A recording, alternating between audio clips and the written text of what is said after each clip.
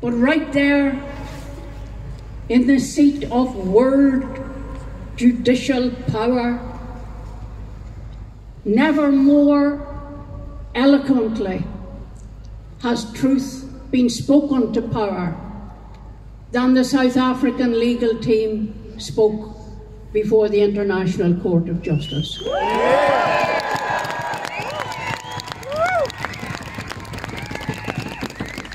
If the International Court of Justice cannot protect the children, the babies, the men, the women, the old, the young, those who are ill, infirm, living with disability, those being killed by the hour by the State of Israel, then it would need to go, because there is no legal protection left for people oppressed against oppressive states. There is no legal option left for any of us if the court does not have the courage to call genocide for what it is.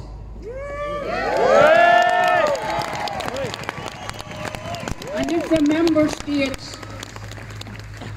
who have signed the United Nations Charter of Fundamental Rights and Freedoms, including Ireland, including the United States of America, including all the states of the European Union, and the United Kingdom, no longer in it, nobody really misses them.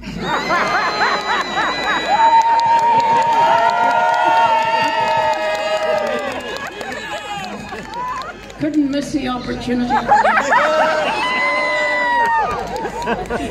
But all of those states are members of the United Nations.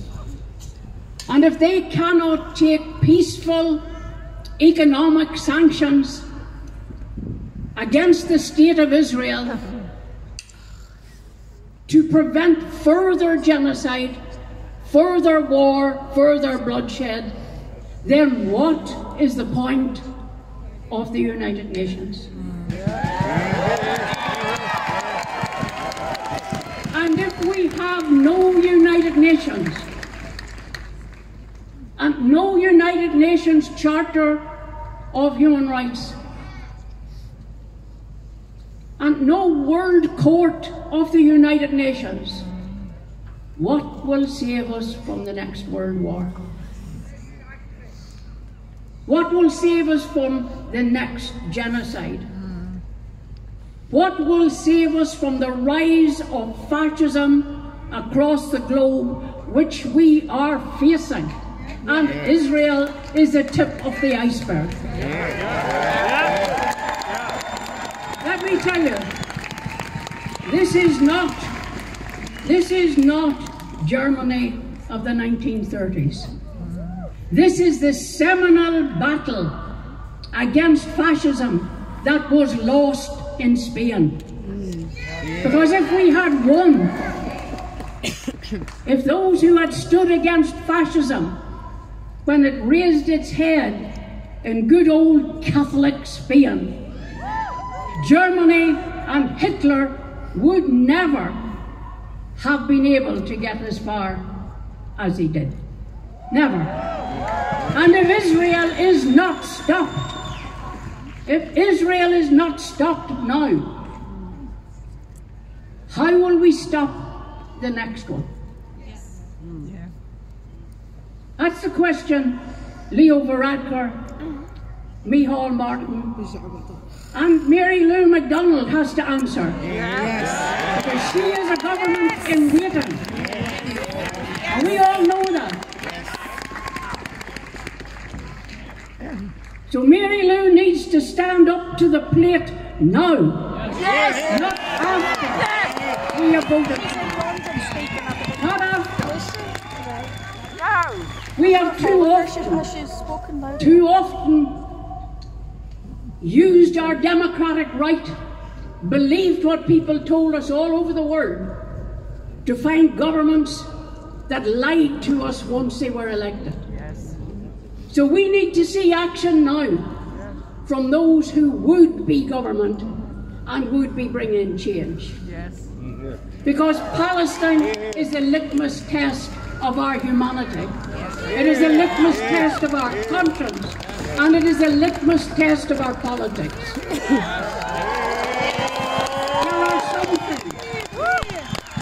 There are some things that aren't hard to ask for.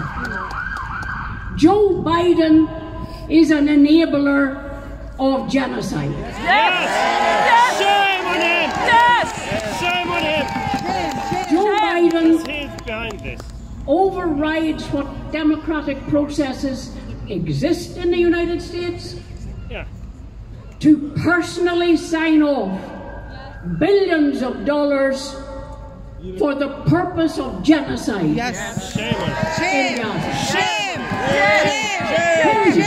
Shame. Who in their right mind and conscience on the national day of a country that freed itself from oppression would go to America and hand the bastard a bunch of fecking generals.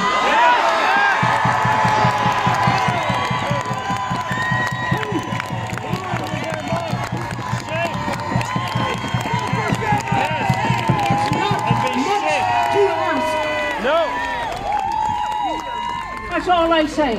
He shouldn't go. Weigh up the corpses of Gaza and a jolly in the United States. It's not much to ask. I'm going to tell you something else. Nobody standing here,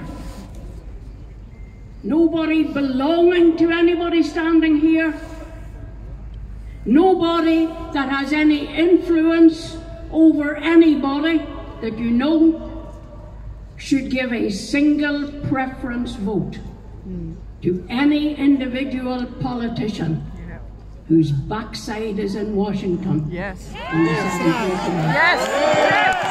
Nobody.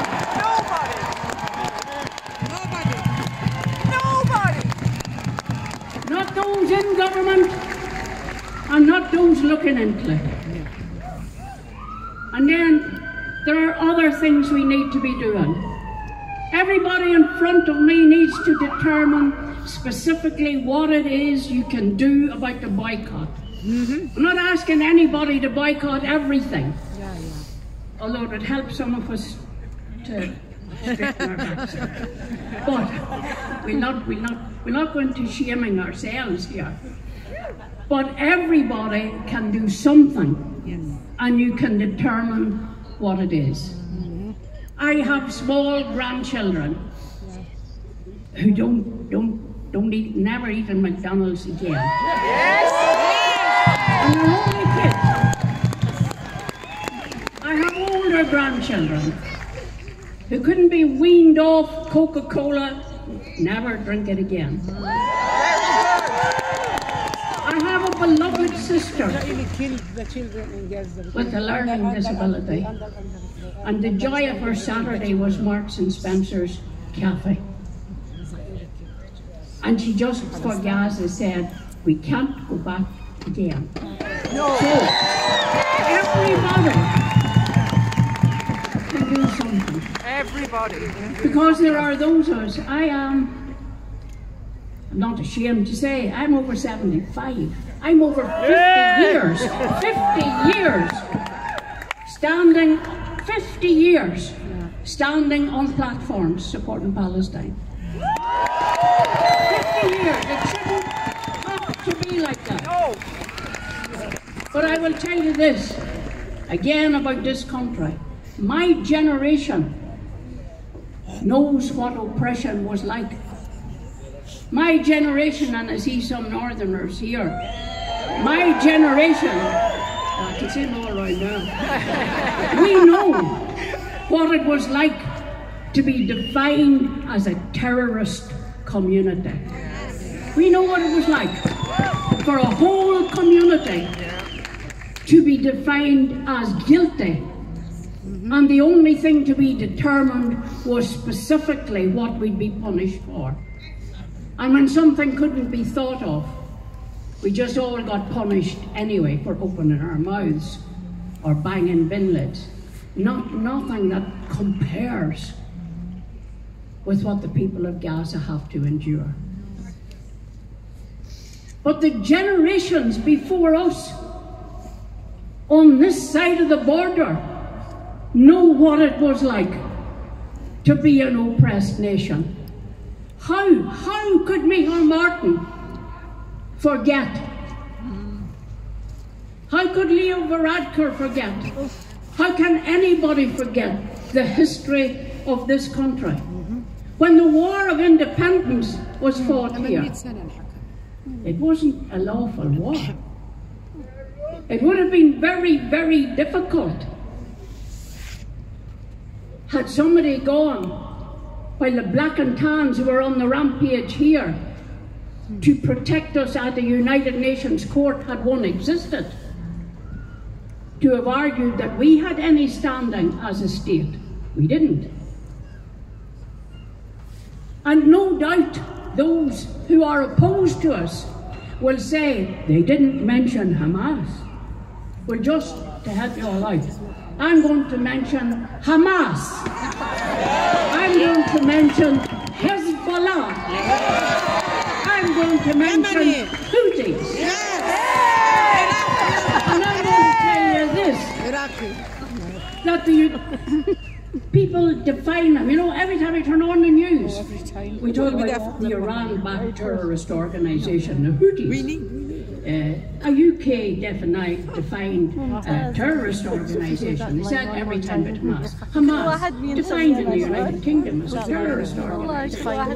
And then they go on to Hezbollah. Hezbollah, backed by Iran, supporting Hamas, and also defined by the UK as a terrorist organisation. Fianna Fáil used to be a frigging terrorist organisation.